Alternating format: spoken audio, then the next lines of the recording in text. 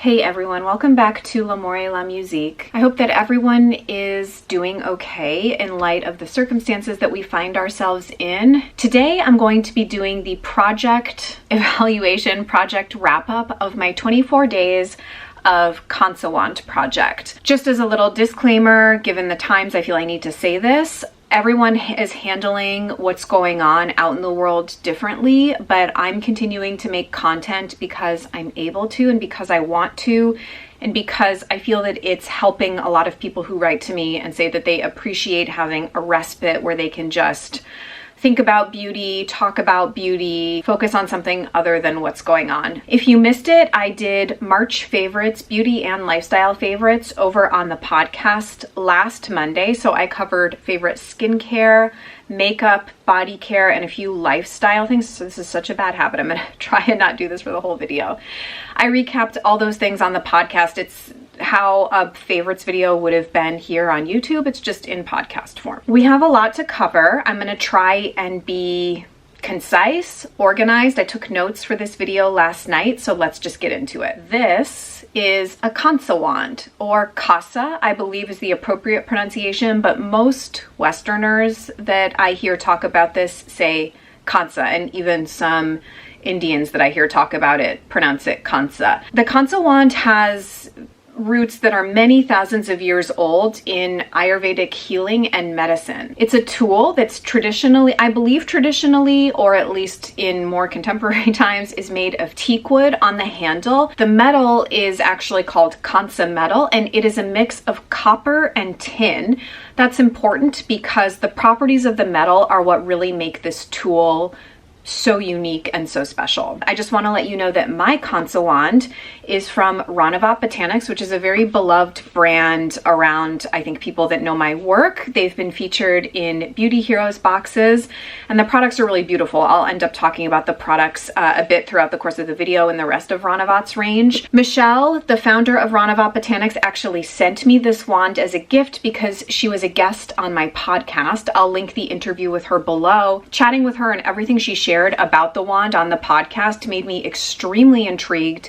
She sent me one as a thank you gift, and that's when I decided to undertake this project. I have had a 15% off coupon code, good for anything at Ranavat Botanics, like off your whole order if you just want to pick up the Kansa wand or pick up a couple other things. The code at the time you're seeing this video is only going to be active for a couple more days. It's going to close at midnight on Tuesday, April 7th. It's kind of the last chance if you want to save 15% off through my code. The code is LAMOUR15. You just apply the code at checkout. It's good off your entire order at Ranavat Botanics. It's worth noting Ranavat is currently offering free shipping on all US orders. If you're in Canada, free shipping over $75, and Ranavat is still shipping internationally, and shipping is free with over $200 on international orders. I just want to say though, this video isn't sponsored. I undertook this project of my own accord because I love things like this. You know, some people are really into, I don't know, lasers and microdermabrasion and chemical peels and microcurrent and things like that. I am into facial massage, like ancient healing modalities. Okay, so I kind of already gave you some background as to the composition of the wand, and it's really this Kansa metal that is said to have the most sort of therapeutic properties on the skin. It's said to boost circulation, plump the skin, over time diminish the appearance of fine lines, depuff and firm the skin. And as you're using the tool on the face, the metal of the wand is interacting with the acids that are being released from your skin, and it can deposit what is just known as a graying effect. So it almost looks like, if you can imagine a penny and how they kind of get discolored over time with that film, that's kind of like what's appearing on your face. It rinses right off with water, or you can take it off with a toner. I did a little bit of research online last night. This actually is not a very well-known tool yet. I would say that it's still very niche, but I found some good information on a website called wildgrace.ca. I think they sell Ayurvedic Beauty products as well as their own tool. They said the primary reason that the skin turns gray when using the Kansa wand is because acidity reacts with the metal, which is copper, tin, and trace amounts of zinc to create the grayness on the skin. And the reason why your skin is releasing those acids, because sometimes you'll get graying and sometimes you don't. I have a lot of thoughts on the factors that are potentially influencing that. So some of the reasons this website gives are that in Ayurvedic terms, you could be constitutionally more pitta, which I guess pitta as a dosha releases more acid through the skin. It's a fiery quality that makes the body and or skin more prone to acidity. It can also be the result of diet and or the environment. So if you're exposed to a lot of air pollution, products that you use on your body and complexion that have residual chemicals in them, and these can be drawn out of the pores with the Kansa wand. It could be sunscreen, moisturizers, makeup, etc. They might be good products, but just not suited to your particular skin type. And they also say the graying can affect you immediately or after a period of time. So sometimes when you're using the wand, the graying will come up immediately, or sometimes if you've been massaging for 5 to 8 minutes, then you'll get the graying effect, which would signal that the detoxification is less superficial and you're kind of getting into deeper layers of drawing things out of the skin. They say the graying effect is positive. You are eliminating toxins, decreasing your body's acidity, and bringing yourself to a higher level of balance and wellness.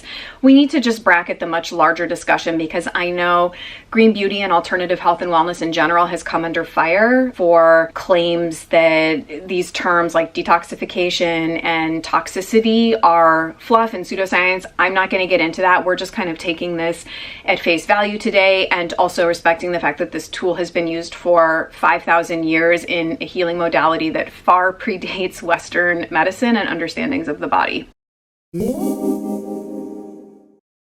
Okay, so I started my 24 days of Kansa wand project on March 1st, and I ended it on March 24th. Don't ask me why I chose 24 days. It was just a number that seemed appealing to me. I did a midpoint check-in on day 14 on Instagram.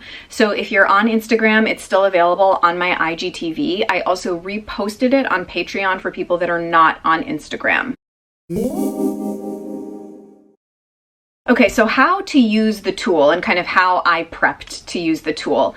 I did a quick search in trusty YouTube for tutorials. There aren't that many. However, there is one Indian beauty blogger, VBeauty. I believe her name is Vashuda, but I'm not exactly sure, and I could be mispronouncing that. I apologize if so, but I'll link the video below that I watched, which was the only tutorial I watched before I just kind of dove in and started using it. One of the main things I want to underscore about the tool is you really need no technique to use it. You're gonna get a positive effect regardless of how you're swiping it.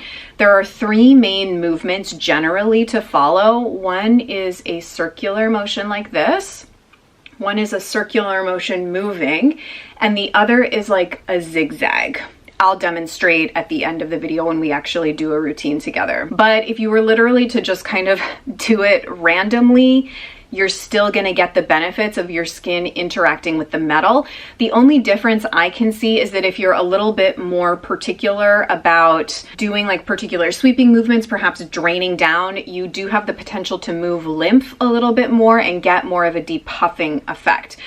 To me, this is much more relaxing and feels less like a chore than something like gua sha, and that's actually why I've been so attracted to it. If you've known my work, you know that I have been doing gua sha on and off for years. In fact, I was introduced to gua sha many years ago before it became popular online through acupuncturists who would do traditional gua sha, like not facial gua sha, but like traditional gua sha, which is like the scraping down the neck and the scraping along the spine with like a little Chinese soup spoon. But obviously facial gua sha is something different. I just find facial gua sha, it has the ability to really sculpt and firm the face, but it's difficult to do on yourself to get that kind of result. Technique matters more with gua sha. You really want to open up some of the channels on the neck, in the chest, really get the drainage going for excess lymph and puffiness to drain out.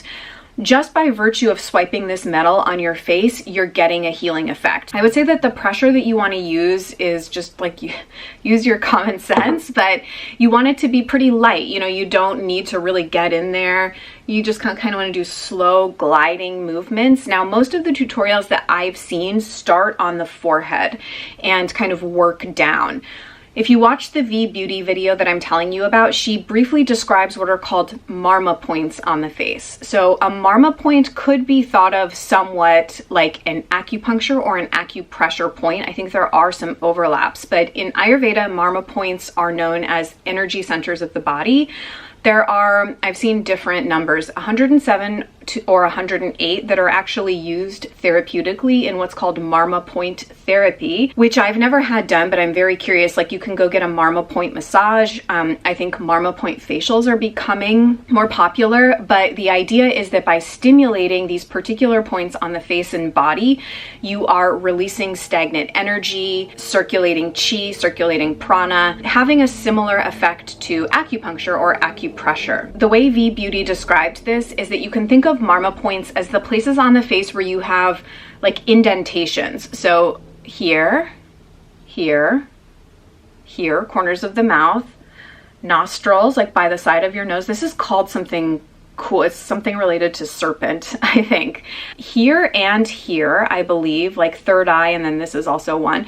There are a bunch of Marma points around the eyes, like in kind of closer to the eye, like under the eyebrow and above the eyebrow, but the temples. So you don't really want to work like inside the eyes really, but definitely working around the eyes I have found to be really, really helpful. So I can only share what makes sense for me, but I think this may be a holdover from all of my years of gua sha, but I personally prefer to start on the chin, like this Marma point, work up here. I've heard some things about like going clockwise versus counterclockwise with the rolling, and I honestly just think like if you're into that, go for it, but you certainly don't need to pay attention to like any of that for this tool to work. I have tried starting on the top and working down. I've done so many different things to see what might affect the graying of the skin. There are certain things, but I personally don't think that where you start on the face matters all that much, but someone will probably disagree with me that is an Ayurvedic specialist or practitioner. I'm just telling you kind of what has been working for me. I'll link this post that I found below when I was doing my research for this video, but another quote that I came across said, "The face, head, and neck with their sensitive regions, sensory openings, and connection to the brain have the largest number of Marma points."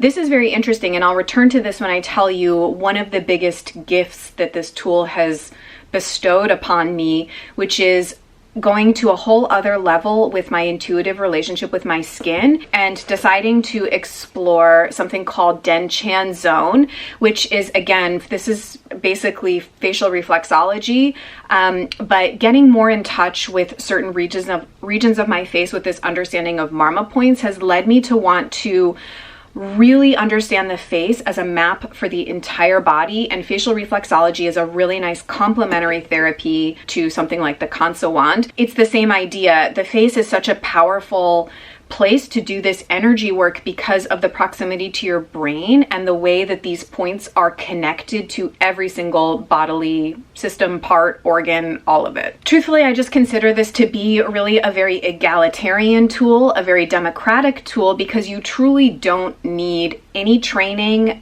It's, of course, you know, I hear a lot of estheticians say, well, you know, anything you do at home is kind of just for fun and you really still need a professional. I mean, I'm not trying to say at all that this could replace a professional facial, but as an at-home tool, it's really very powerful. So glad that Michelle has brought this to the beauty space of the beauty community that at least I am engaged in. I just think that it's truly an amazing thing. I did a Kansa wand routine as part of my evening skincare routine every single evening for 24 days. I did not skip any days. I was a little worried at the outset whether I would be able to make it without, you know, because there's nights where I'm super exhausted after taking care of my 17-month-old all day, but I didn't miss a single night. I took some before and after photos. When I look at these photos side by side, the biggest difference I see is there's almost like a subtle energetic difference. If I could summarize the kind of before and after effects of what using this every single night for 24 days did to my skin, I feel like overall it evened out my skin tone. So it took down parts where I had redness. I have had parts of my jawline that are, I don't know what you would call it. I've had estheticians say that it's just like a little bit of congestion. You know what it is? It's almost like, you know, the keratosis pilaris that you can get on your arms. I get that a little bit here. And that's part of my skin can just get very red and sensitive, particularly if I'm using products that are just not suited to me, like physical exfoliants or scrub type of products.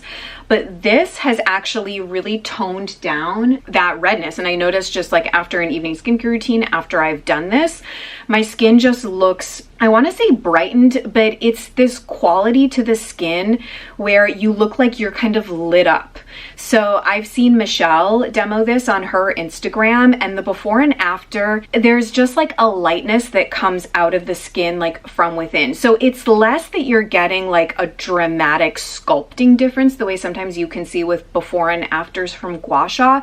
You just look more healthy, almost like cherubic. I don't know how to describe it, but it's this subtle energetic difference. So what I feel is happening is not only is it working on the topical layer of the skin, but it's imparting a lifting and a detoxifying and a radiance that can come through the subtle energy bodies.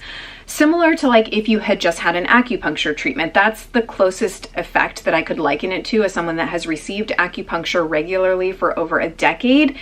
If you look at yourself after an acupuncture treatment, the difference is energetic, and you can perceive it physically, but it's kind of more than what you're just perceiving physically with your eyes. Does that make any sense?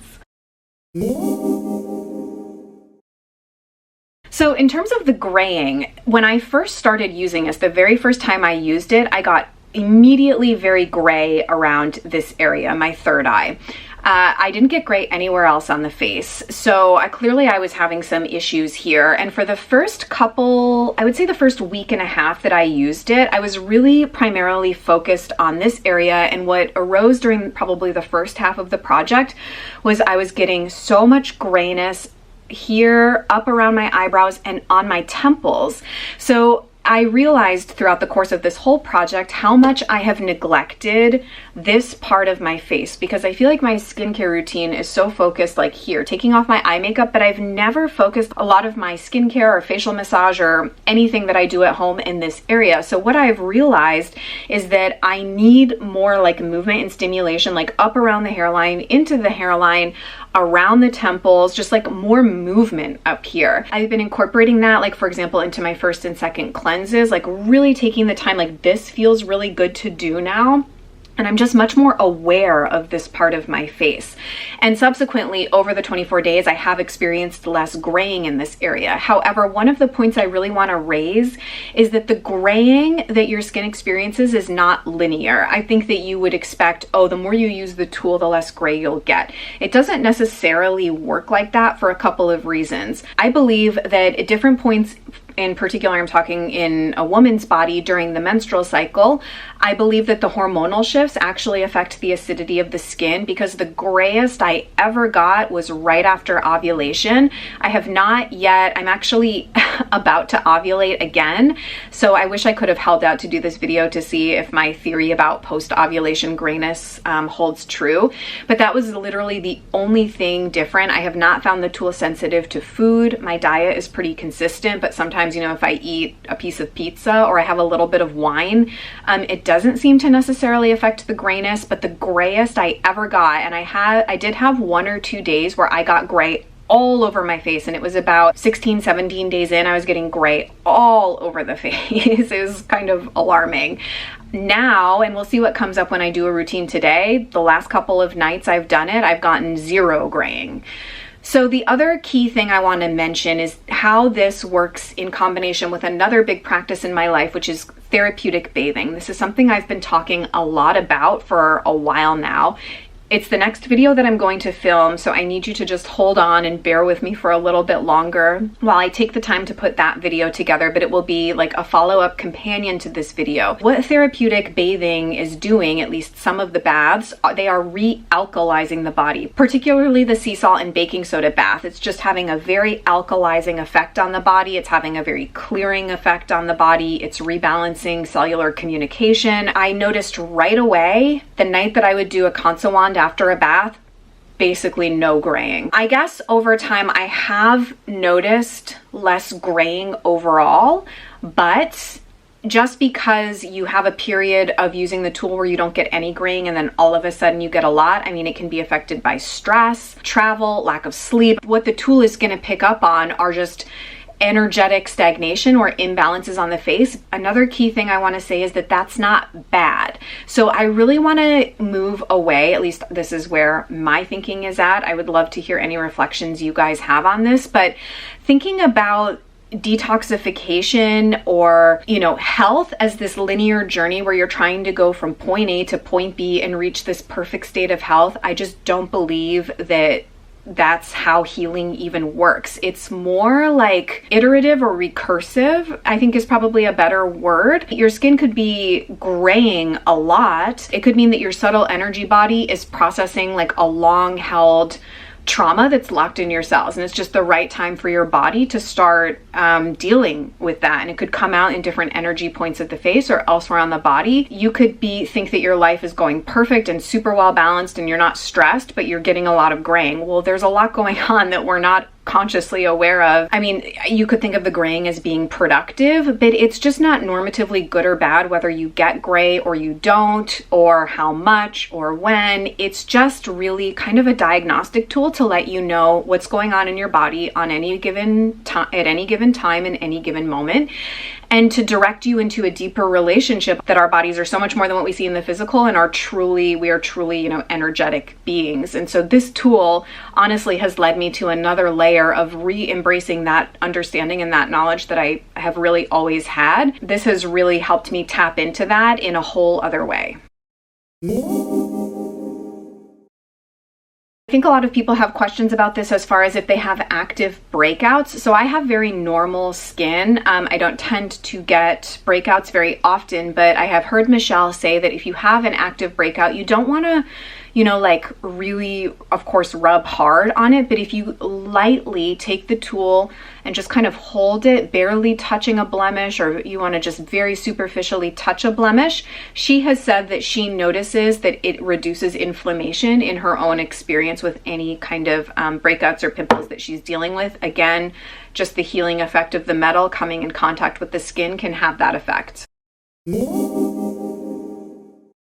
As far as the products that I used with this tool throughout the whole month, for the entire month, all 24 evenings, I put down 1 to 2 pumps of Ranavat Radiant Rani, and I topped it with a little bit of the Ranavat Jasmine Hydrating Tonique, and I did the Kansa wand over top of that routine. I wanted to keep this variable as consistent as possible because I have read that the metal of the wand can interact with certain oils, citrus oils or grapeseed oil. I still haven't experimented with that many other products, but I have used the tool now with the Wildling Beauty Facial Gua Sha Empress oil. This seems like a nice one to use because it has ingredients that promote lymph movement, sort of skin detoxification in general.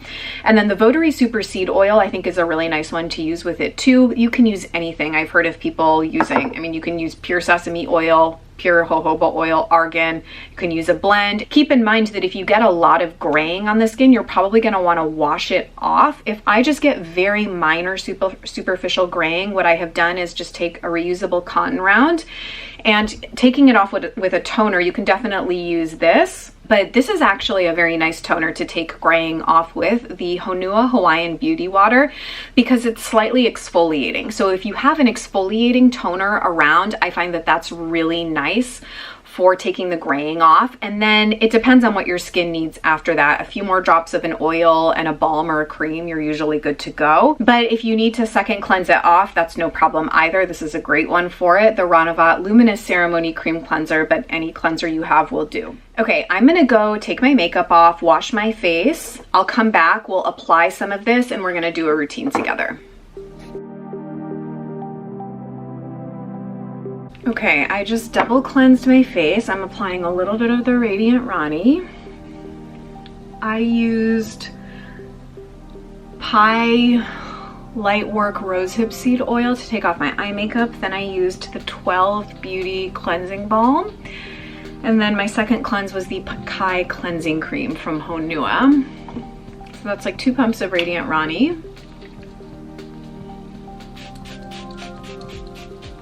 I do unconventional skincare layering, so I always do oil first and then I top it with toner. Works better for my skin. So you don't want to have a ton of oil on the skin, but you obviously want the tool to have something to glide against. So I'm gonna start down here, see what comes up today. Already getting graying. I don't typically, but. So I work from like Marma point to Marma point, basically. You can see I'm like changing direction of the circle. You don't have to do that.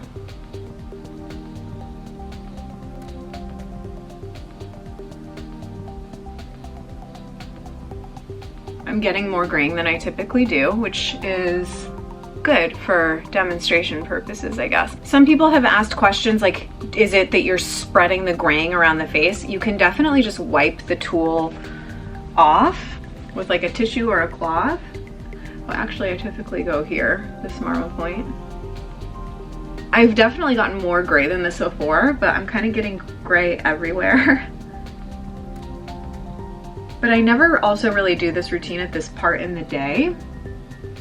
Typically I'm doing this at night and a lot of times after a bath. The one on the side of the nose feels amazing. This is never an area that I had paid much attention to, but massaging this whole area feels so good. So this is the zigzag motion that you can do too. Let's move up here. Getting quite a bit of graying there. Now something I really like to do is to apply a little bit more pressure and go over my eyebrows, because it just, whoa, it feels very, very good. This is actually an area I work a lot with facial reflexology, because this, the third eye and over the eyebrows, is like a neck and shoulder projection. So this area, when worked with a facial reflexology tool, is stimulating this part of the body. So I work a little faster, and then I'm gonna work kind of faster around the hairline too. But let me show you about this Marma point. You wanna be very tender with the temple point. This is a very sensitive part of the face. You can see how much graying I'm getting. And similar, I mean, in facial reflexology, you don't ever want to stimulate a point for more than like 20 seconds. This part is sore, actually, this eyebrow, which makes a lot of sense because I carry so much tension on my right shoulder and arm because I'm always carrying the baby on my right side. Okay, then I like to work kind of, again, with a little more pressure and a little faster around the hairline just because it feels really good. It can be nice to do zigzags. And then I like to end with like some figure eights. You can do a figure eight around the eye area too. There's really no right or wrong way to do this, which I love. Now you can end the whole thing, like I'm saying, with some lymph drainage. So just down the neck. Anything that may have accumulated, kind of like push to this, gently move to the side of the face and drain down. Certainly don't have to do that, it's kind of intuitive. So this I would qualify as probably enough graying to wash off, but I'm just gonna show you how easy it is to take off with this Honua toner. So I just spray some right onto my Marley's Monsters cotton round.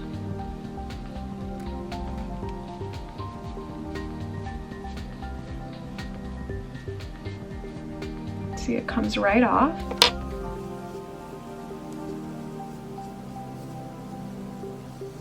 Now all you need to do, apply a little bit more oil.